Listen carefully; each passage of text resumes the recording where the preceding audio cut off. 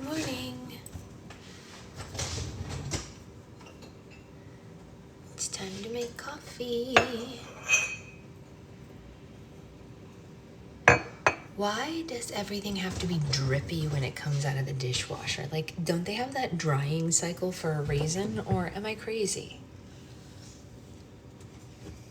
Morning. I feel like everything is just drippy always. Our dishwasher is also like, okay, it's a great dishwasher, don't get me wrong, like it cleans the dishes really well, but it, when it's done, it beeps forever. Like, unless you turn it off. I complain about the same thing with our dishwasher. Yeah. So here's the thing, like, it like, I just say mood. So like it'll beep to say it's done, and it's like, okay, that makes sense. I understand you're beeping to tell me that you're done, and then it won't stop beeping, and then you can come over here and you can open it to tell it you know it's done. I know, I felt the same way, Naisa. It's so weird. It feels like today's like Monday because it feels like yesterday was Sunday. So I don't know. It's weird because Secret husband had off yesterday, so it was all just weird. It was all just weird. I made so much slime. I'll show you guys. It was so good.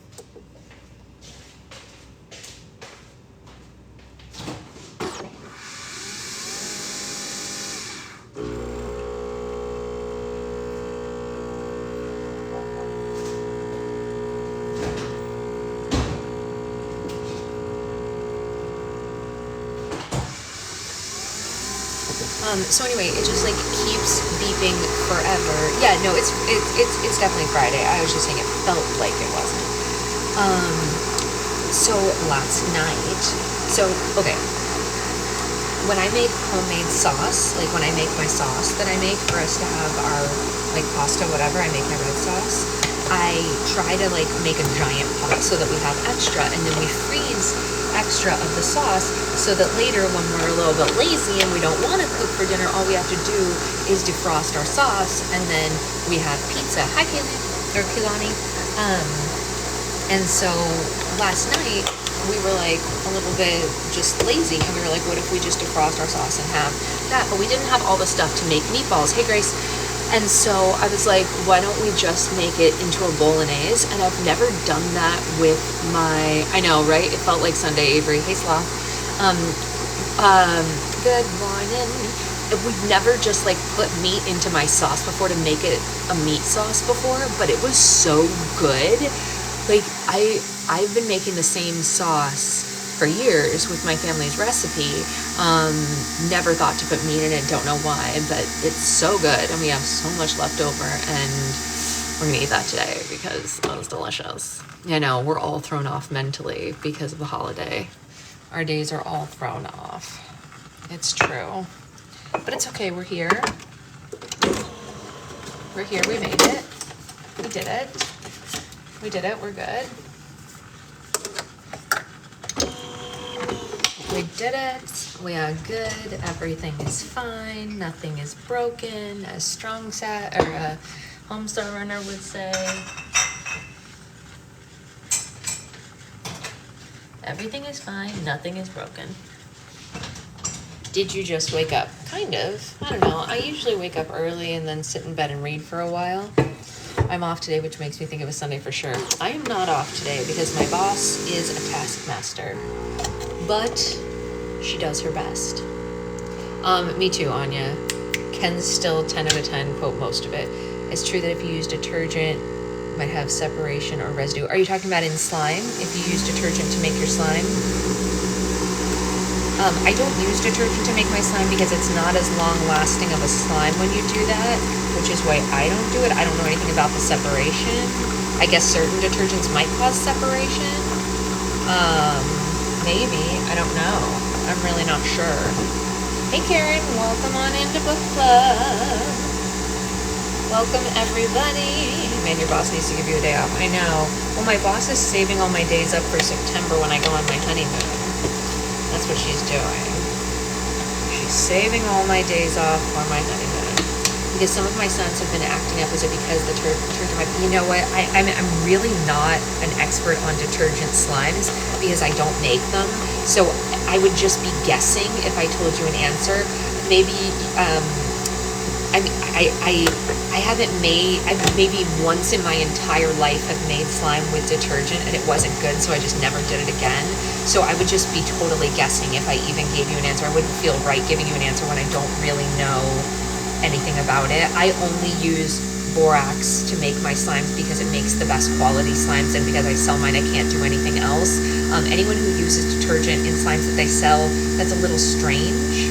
I don't know why they would do that, because they would all be tinted and smell like detergent. So I don't think anyone does, actually.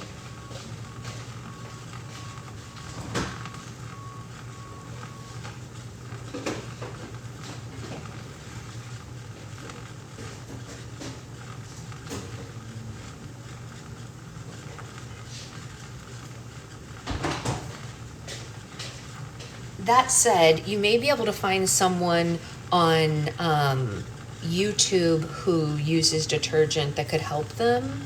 I'm not 100% sure, but I'm sure there's someone on there who has tips on using detergent. I'm just not the right person to give that advice. I would just be speculating because I don't really know, and I don't like to give false information. Oh man, I'm excited to have my coffee this morning. Everybody do a little coffee dance. Come on, coffee, be so strong. Come on, coffee, wake me up. Come on, coffee, be so good. Come on, coffee, you're delicious. That's my hype up for my coffee. Yeah, look at that. It's perfect. I love it.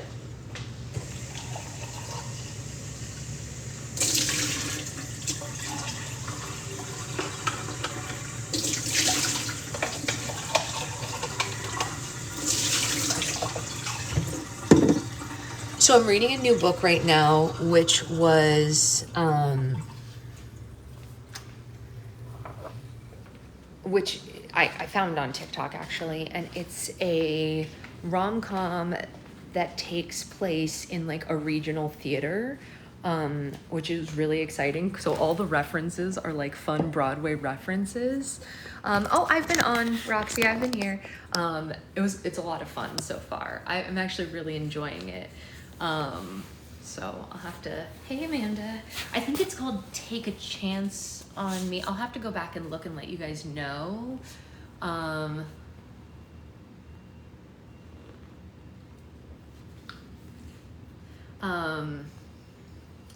Yeah, what it's called, but I think it's called Take a Chance on Me. It's been interesting so far. I'm part of the morning routine. Yes, book club is a part of our morning routine. It's true. It is true. It is true. All right. Copy. Shots, honey, we see you. You don't have to tell us so many times that September is your birthday month. We see you, darling. Don't worry. Don't worry. It's okay. My dad just messaged me after weeks of not messaging me, dear. Oh, good Lord, Anya. Good Lord. It's more my afternoon routine in Florida. That's fair, Meg. That's totally fair. For some of us, it's a morning routine. For some of us, it's a lunch break routine. I'm still reading Throne of Glass. You know, I haven't done that one yet, Avery. I haven't done that one. You don't have to be sorry, Shots. Don't worry. You're fine. Don't stress. Just enjoy. Just chill. Never enough, never enough. Yes, very good song. Okay. So we are reading A Tale of Sorcery, and we are on chapter 6 today.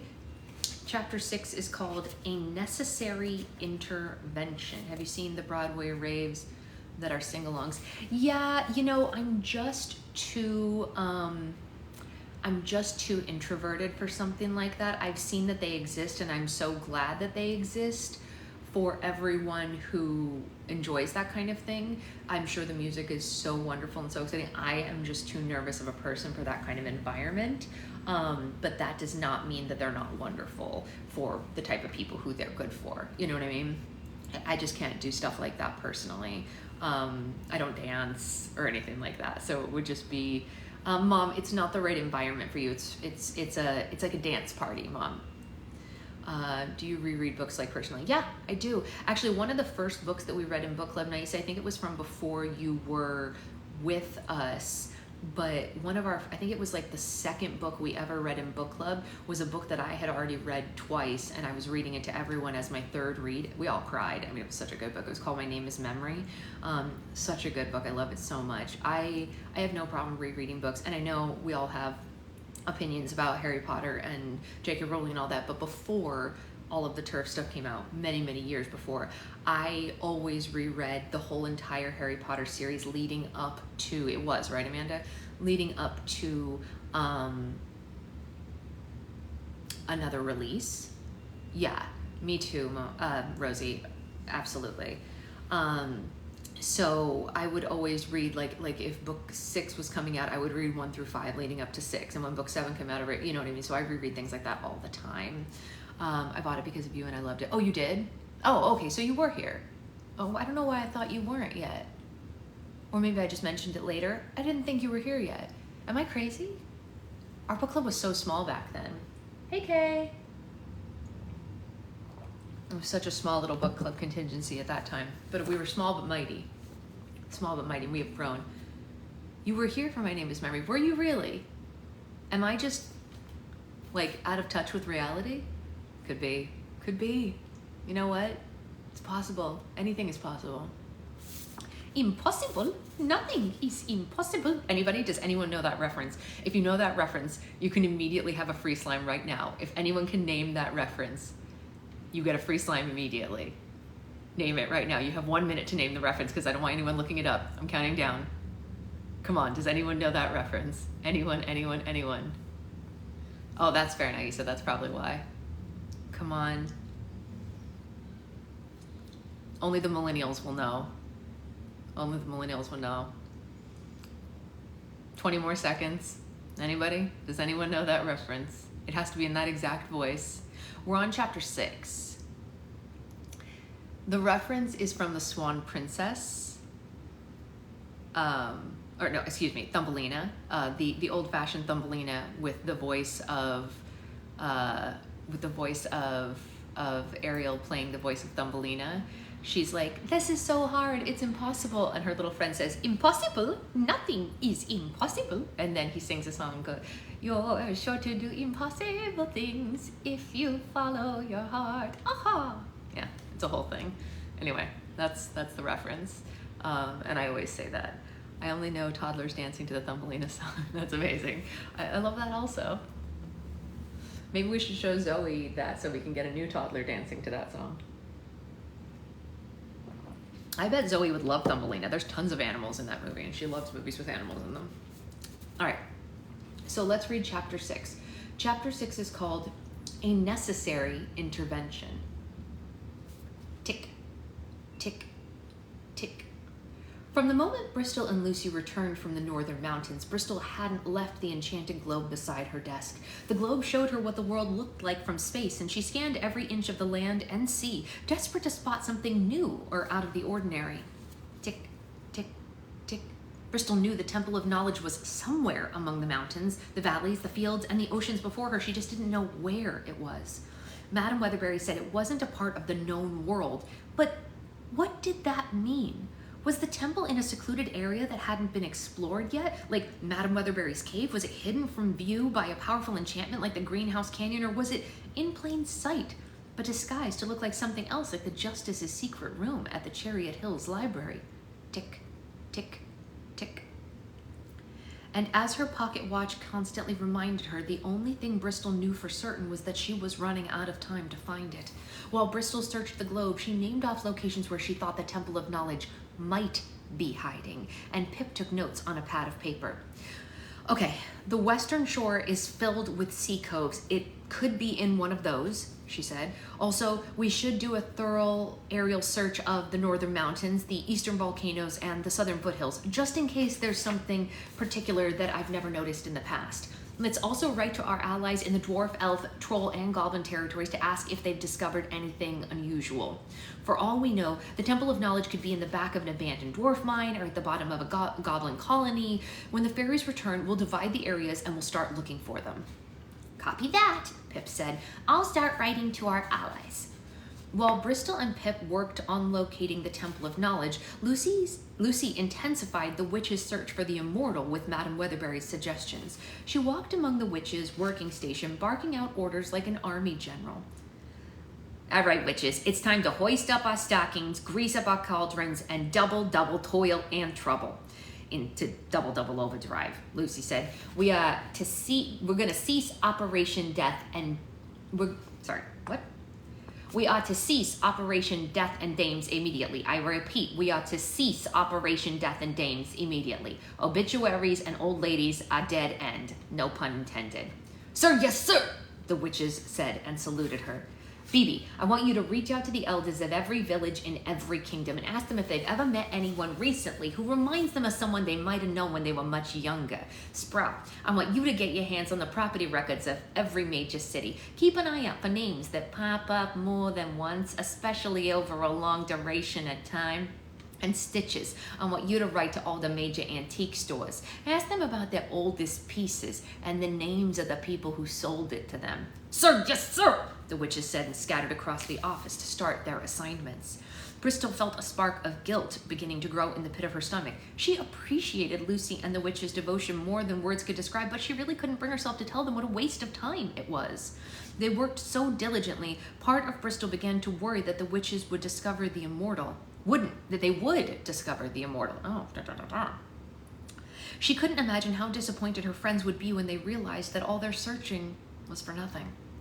Don't worry, Bristol. We're gonna find this broad, Lucy said with a confident nod. Oh, I know you will, she replied, secretly hoping for the opposite. Bristol quickly glanced out the window so that Lucy didn't notice the guilt in her eyes, and in the distance, the very edge of the academy grounds, Bristol saw the hedge barrier begin to open. Emeralda was returning to the fairy territory, riding a unicorn into the property. Em and Xanthos are back from the Eastern Kingdom, Bristol announced to the others. Perfect timing, too. They might have an idea of where the Temple of Knowledge is hidden. Lucy glanced out the window, too. Hey, that's funny. Xanthos isn't with her, she noted. Bristol took a second look and realized that Emeralda was alone. Even more alarming, Emeralda was riding the unicorn across the grounds at an urgent pace. Other fairies throughout the property waved as she passed by, but Emeralda didn't acknowledge any of them. She hopped off the magical steed near the academy's front steps and ran inside as quickly as she could. Bristol and Lucy looked at each other, thinking the exact same thing. Something's wrong, they said in unison. A few moments later, the fairies and the witches could hear Emeralda rushing up the floating steps in the entrance hall. She charged through the office's double doors and slammed them shut behind her. Her eyes went wide with panic, and her coat and brimmed hat had been scorched, like she had survived a terrible fire.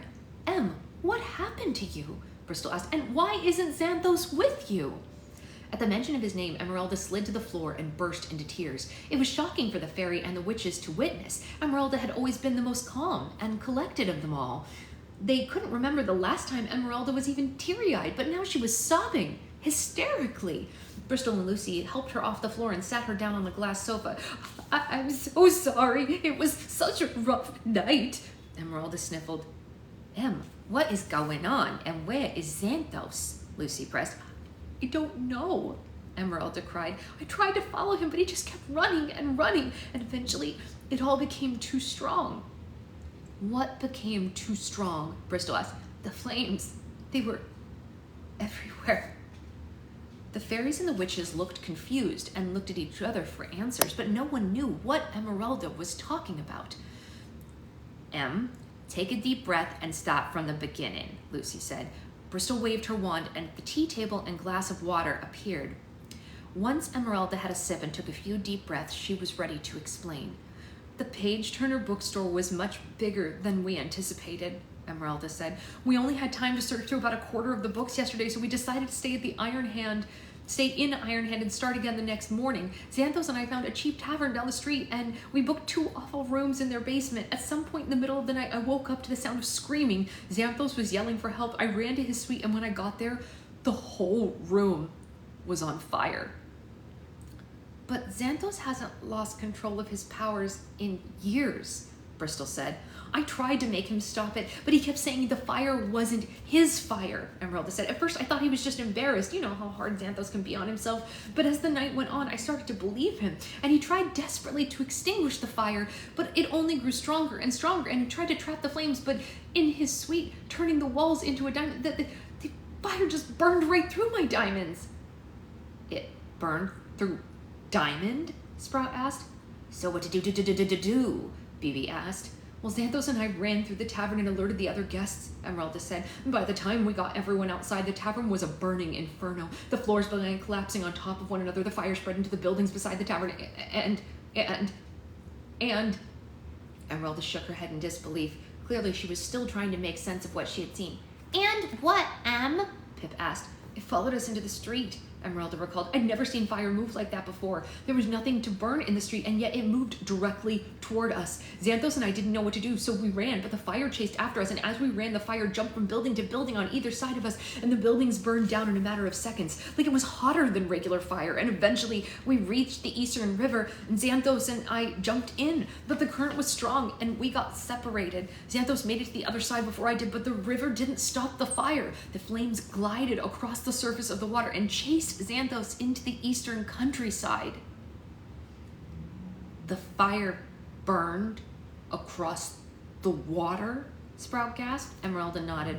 I begged Xanthos to stop. I begged him to turn around and come back, but he just kept running. By the time I climbed out of the river, the whole countryside was ablaze. Half the city had been destroyed, and Xanthos was gone. The fairies and witches were absolutely dumbfounded by Emeralda's dramatic story and could not form words. The office went so quiet that everyone could hear the watch ticking in Bristol's pocket. As if locating the Temple of Knowledge and finding the Immortal weren't enough to overwhelm them, the news of Xanthos made their heads spin and their hearts ache. Well, where do you think you went? Lucy asked. I have no idea, Emeralda said. I've never seen him look so terrified. The whole time he kept shouting, This isn't me, Em. You have to believe me. Well, then what could it be? Who could even create a fire like that? Pip asked. Bristol moved to the fireplace and kept look at the map of magic above the mantle. There were thousands of lights representing different fairies and witches throughout the world, and it could take a couple of hours before she determined which one was Xanthos' location. Change of plans, Bristol said. We're going to pause our search for the Temple of Knowledge and the Immortal, and we're going to focus our efforts on Xanthos. The last time something like this happened, he was so ashamed that he almost drowned himself in the lake. We have to find him before he does something dramatic like that. All the fairies and witches nodded in agreement. Well, I have just one suggestion, Stitches asked the room. Sorry, one question, not suggestion. What? Bristol asked. Who the heck is that guy? Stitches pointed to the back of the room and everyone turned to look. To their surprise, a strange man had appeared out of thin air. He was short and stout and had seated himself behind Bristol's glass desk. The man had a wide face and squinty eyes, and that were enlarged thanks to a round pair of glasses. He wore a long robe and a pointed cap made from bronze fabric that was stitched with different mathematical symbols and equations. Oh, forgive the intrusion, the man said in a cheerful tone. It's horribly rude to enter a place of business without making a proper appointment, but I promise you my rudeness is warranted. I'm going to notify you of my presence. Well, I was, as soon as I arrived, but I didn't want to interrupt the young lady in the middle of a story. Lucy crossed her arms and scowled at him. Excuse me? She asked. Did you need help finding the little boy's room or something? Not to worry, I don't take your sarcastic remarks about my height personally, the man said with a friendly laugh. The run or make fun response is a perfectly normal reaction to the unexpected presence of a stranger. However, intentionally mean-spirited as your wit may be, choosing to disarm me with words rather than physical force is a sign of intelligence and self-confidence, although in my opinion there's nothing passive about passive aggression. The man got to his feet and hobbled from behind the desk, using a bronze cane to help him walk. Bristol gripped her wand as he approached them. Who are you? She asked. Splendid. We've already moved to the questioning portion of our discussion, the man said. Since the mind processes information in a who, how, what, why, and when sequence, I find that it is best to give information in that order. Although I must admit you're handling my visit much better than your peers. This is the first time someone hasn't called the guards or sicked their dogs on me. Get to the point already, shorty, Lucy exclaimed. The name is Dr. States. he said with a quick bow. It's a pleasure to make your acquaintance. Bristol looked at the curious man up and down. Are you a fairy or a warlock? Oh, how efficient. You've skipped the how and you're already ready for the what, he said. Well, I am indeed a member of the magical community, but I am neither fairy nor warlock. I am an alchemist. You're an what? Lucy asked. An alchemist? Dr. States sounded out for her. It means I am a devoted steward of alchemy, the age-old practice of combining all things magic with all things science. Bristol scrunched her forehead. I wasn't aware such a practice existed, she said. How does someone combine science with magic? Oh, it's a marvelous partnership, Dr. States was delighted to explain. Examining the wonders of science with the advantages of magic and the wonders of magic with the advantages of science has helped alchemists discover the secrets of our universe. You see, just like the fairies and the witches, every alchemist is born with a magical specialty, except our specialties have a scientific nature. Alchemists are the rarest members of the magical community, and once an alchemist is detected, they are brought to live at the Great Alchemy Institute, where their abilities can be put to good use. Bristol couldn't believe that there was a branch of magic that she wasn't aware of, and judging by the baffled faces around her, the others weren't familiar with alchemy either. Well, why haven't I heard of the Alchemy Institute before? Bristol asked. That's by design, Dr. States said. You see, the Alchemy Institute has been around for thousands of years. In ancient times, it was a very well-known and respected establishment. However, the more science advanced, the more humanity felt threatened by it. Breakthroughs in astronomy proved religious beliefs were wrong about the origins of the world, so the religious leaders declared that science was demonic practice. Breakthroughs in physiology proved that kings were no different from the peasants who served them, so monarchs declared science was a treasonous act. Eventually, the world began to hunt down scientists as ruthlessly as they hunted down the magical community, so the Institute relocated to a place where humanity could never find it. Alchemists have lived there ever since, secretly conducting experiments and studies that have deepened our understanding of the planet and the world beyond it. So, what are you doing here? Bristol asked. I see we've reached the why portion already. How resourceful of you, Dr. States said. In short, I'm here on very urgent business. You see, alchemists not only dedicate our lives to studying the wonders of the planet, we're also her dedicated protectors. To keep our research safe, we only interact with humanity when absolutely necessary, and as of last night, I'm afraid the world is in very serious danger.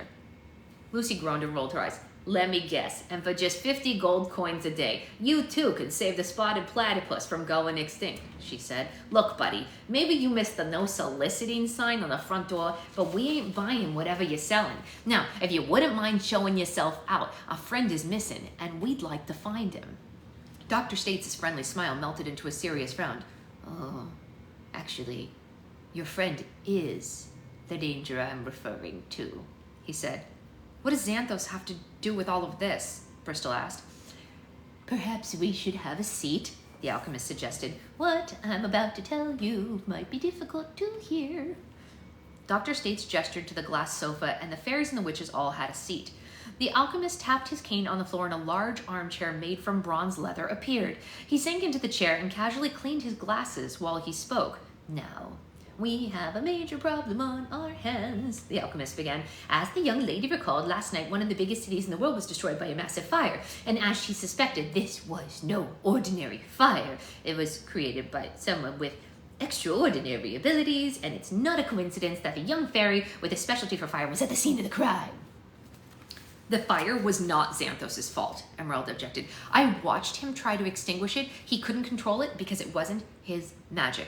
Young lady, I assure you I have no ill will toward your friend, Dr. States said. A good scientist reviews all the facts before making a theory, and facts are not in his favor.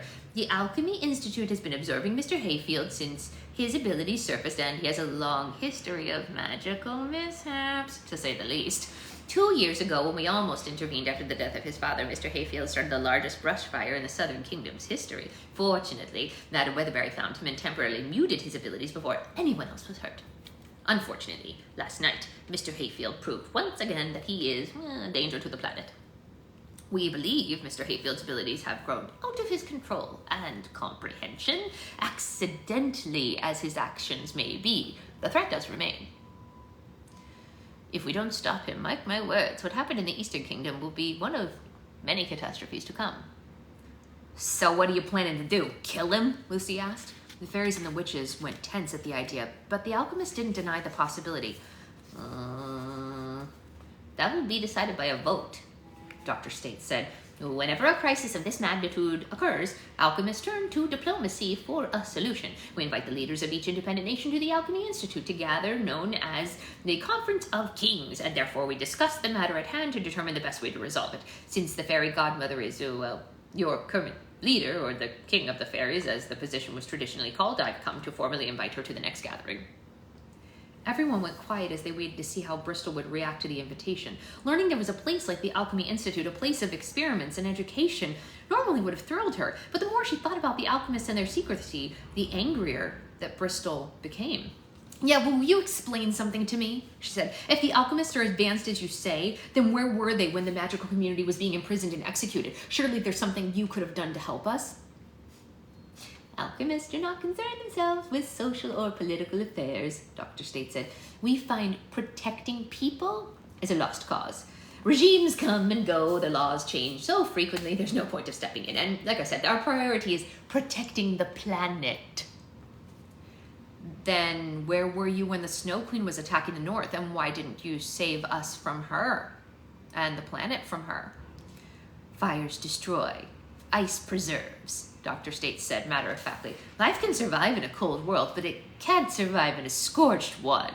If Xanthos' destruction spreads like we predict, the sky will fill with enough smoke and ash to block the sun, and then everything on the earth will perish.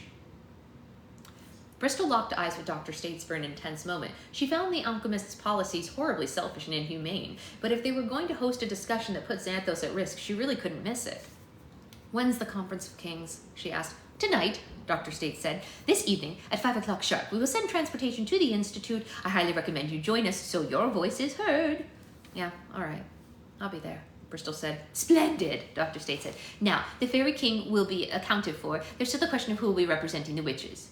Bristol's position with the fairy community is obvious, but the witches have always been a little less organized than the fairies. Which one of you ladies, well, will you tell me which witch is the king of witches? You mean which one of us is invited to the gathering? Stitches asked. To represent witches everywhere? Pip asked. Correct, the alchemist said. Why does it have to be a witch king? Sprout asked. Couldn't there be a witch queen, or a witch empress, or a witch sovereign, or a witch ambassador, or... We get it, Sprout, Phoebe said. Says sexism is alive and well. Forgive the term. It's merely a formality, Dr. State said. If there's any confusion on who holds the title, perhaps it's best that you put it to a vote. The witches exchanged eager grins. Well, in that case, I vote for Lucy, Stitches announced. That's a great idea. I vote for Lucy too, Sprout said. Me three, Phoebe said. Me 4, Pip said. Lucy jerked her head toward the witches. I can't be the Witch King, she exclaimed. I don't even consider myself a full witch. I'm magically fluid. Lucy, do it for Xanthos, Emeralda said. He'll need all the support he can get at the conference, and we shouldn't put his life in the hand of someone like Stitches. We shouldn't put any life in the hands of Stitches, Pip said. Thank you, Stitches said with a proud smile. Lucy let out a reluctant sigh. Fine, she moaned. Well, butt on my butt and crack down on a crown. Looks like I'm going to the gathering too. Marvelous, Dr. Sates said and got to his feet. Each leader is welcome to bring 2 guests to help them represent their territory. And remember, transportation to the Alchemy Institute will arrive at 5 o'clock sharp. We will be hosting the both of you. The alchemist tapped his cane on the floor 2 times and vanished from the office. After his departure, the fairies and the witches sat in complete silence. It wasn't even noon, and the day had already been emotional and mental triathlon. I feel like my mind has been drawn and quartered, Lucy said. First it was the Immortal, then the Temple of Knowledge, and then we gotta worry about Xanthos and this Alchemy Academy too? Bristol began pacing and bit her lip as she thought it over. Actually, the Alchemy Institute might be exactly what we need, she said. An educational facility that's hidden from humanity sounds awfully familiar, doesn't it? Lucy gasped. You think the Institute is the Temple of Knowledge? Possibly, she said. Even if it's not, maybe someone there knows how to find it.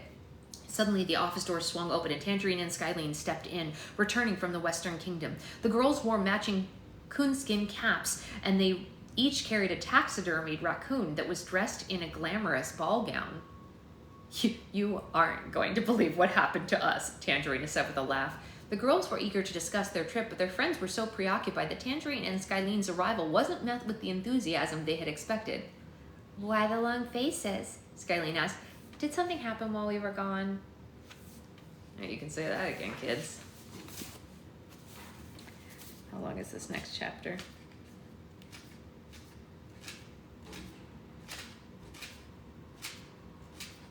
Oh my gosh. Yeah, this is a long one. We'll have to save this one for tomorrow because I gotta get to work. I got a lot of packages to take to the post office today. All them grab bags gotta get out. Gotta make space for the new slimes. Gotta get the grabbies out of here. Well, this should be interesting. Do you think the Immortal lives at the Alchemy Institute, maybe? I don't know. Oh yeah, don't worry, Roxy. I'll do that later. It's just a process. You know what I mean? It takes so long to set the whole thing up and do all the things. I try to do a whole bunch in one row. I just have I have so much work. You know, it has to be done in shifts. I'm just one person doing. I know it's hard to be patient. I am just one person, and I'm just trying to get it all done as easily as I can. What time do you start this going? Usually at 8:30 in the morning, every day except for Sundays. You grab back in. Oh, that's exciting, Angelina. Yeah, I shipped it before you changed to a different tier. So you'll get the next one after that. I'm trying to find a good little library so I can get you a share. That would be amazing. All right, I will see you all later. Two in abandoned parking lots. Are they used? I mean, if they're used, we'll put them in there. Grace, we could even put the ones with weird covers in there. That's not a bad idea, right? All right, I don't know, Angelina. Angelina, grab bags are 100% random, so I just make a bunch of bags and put the labels on them, so I could never tell anyone what was in each one. That's part of the joy of grab. It's like, you know, those blind bags, like you reach in and you grab something. That's the whole point of grab bag, is that you don't get to know what it is, and you get what you get and you don't get upset. That's what, if you read the listing for grab bag, it says this is the home of you get what you get and you don't get upset, because it's discounted because it's unlabeled and random. Yeah, it's like a gumball machine. So if you want to be certain you know what you're getting, then you have to join one of the levels that costs a little more, because it takes me longer to label them and all that stuff. So it just depends on what everyone's into. A lot of people really like the grab bags and they like the randomness of it. Some people don't like that, so they don't join that one, you know. So that's the whole kit and caboodle. I will see you all later. There will be multiple Patreon posts about next week's, hi Brittany. We are having class next Thursday, so I will be posting the list of supplies to get for that today. And that is the whole kit and caboodle. I will see you all later. Bye guys.